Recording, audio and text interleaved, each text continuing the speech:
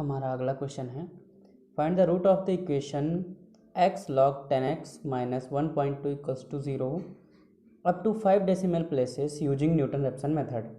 ठीक है, यानी कि हमको इस इक्वेशन के रूट फाइंड करने हैं, वो भी करेक्ट होना चाहिए डेसिमल के 5 प्लेस तक। ठीक है, और किसका यूज करना है हम लोगों को? न्यूटन रेप्सन मेथड का यूज करना है। तो चलिए शुरू करते हैं। सबसे पहले इस इक्वेशन को लेट कर लेंगे, यही आपका क्या है? फंक्शन है।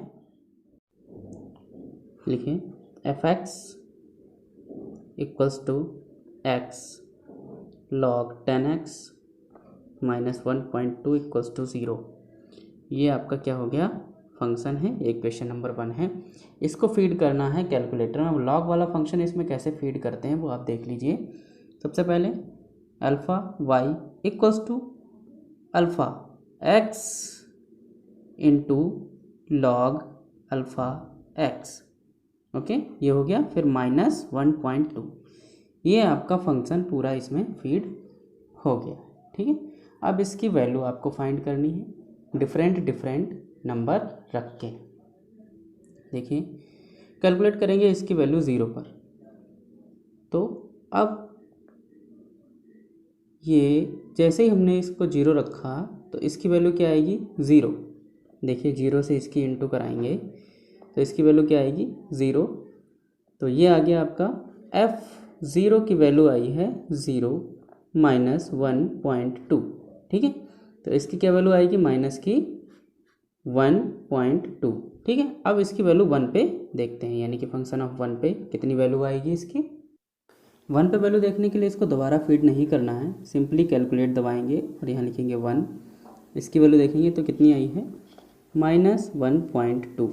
1 पर भी इसकी वैल्यू आई है माइनस 1.2, और 2 पर देखेंगे कितनी वैल्यू आई है? कैलकुलेट एट 2, तो कितनी वैल्यू आ रही है? यानी कि माइनस की 0.59794। ठीक है, और फिर से कैलकुलेट करिए। अब 3 पर कैलकुलेट करेंगे, फिर देखेंगे कितनी वैल्यू है। ये देखिए वैल्यू चेंज हो गई, यानी कि फंक्शन ऑफ 3 कितना है? 0.23136। ठीक है, ये वैल्यू आपकी कैसी है? निगेटिव। ये कैसी है? पॉजिटिव, यानी कि आपका आंसर इन दो वैल्यूज़ के बीच में मिलेगा। यानी कि x इक्वल्स टू 2 पर फंक्शन की वैल्यू निगेटिव है, और x इक्वल्स टू 3 पर फंक्शन की वैल्यू कैसी है? पॉजिटिव। तो आपका ये जो x है ये x0 का वर्क करेगा, यहाँ लिखेंगे हेयर x0 इक्वल्स टू 2। ठीक है, अब आप न्यूटन रेप्सन फार्मूला लगा सकते हैं, और न्यूटन रेप्सन फार्मूला लगाने के लिए आपको इक्वेशन नंबर 1 में x की जगह xn पुट करना होगा। लिखेंगे now put x equals to xn in equation 1। देखिए क्या होगा, ये हो जाएगा function of xn equals to xn log base 10 xn minus 1.2। ये आपका बन गया फंक्शन। ठीक है, अब देखिए इसमें आपको इसका डेरिवेटिव भी निकालना पड़ेगा। अब यहाँ पर देखिए x के ही 2 वेरिएबल हैं, तो इसमें फर्स्ट इंटू सेकेंड वाला फार्मूला लगेगा। तो ये देखिए f'(xn) क्या होगा? एक बार xn को छोड़ दीजिए और log का डेरिवेटिव निकालेंगे तो क्या होगा? ये होगा 1/xn और log बेस 10e, क्योंकि यहाँ पर बेस 10 है। अगर बेस e होता तो सिंपली 1/xn हो जाता। नेक्स्ट इसके आगे क्या लिखेंगे? प्लस अब की बार log बेस 10 xn को छोड़ देंगे, इसको फर्स्ट फंक्शन मानेंगे और सेकेंड फंक्शन इसको, तो इसका हो जाएगा 1। और ये आपका क्या है? कांस्टेंट, तो इसका 0 वो लिखते नहीं। ठीक है, तो ये वैल्यू आपकी आई है किसकी? f'(xn) यानी कि डेरिवेटिव की। इससे कैंसिल हो गया, यानी कि log base 10e plus log base 10 xn, ये वैल्यू आई है डेरिवेटिव की। ठीक है, इसको मान लीजिए इक्वेशन 2। और ये है आपकी इक्वेशन 3। अब हम लोग लगाएंगे न्यूटन रैप्सन फार्मूला। यहाँ लिखेंगे बाय न्यूटन रैप्सन फार्मूला क्या होता है, x n plus one equals to x n minus f x n upon f dash x N.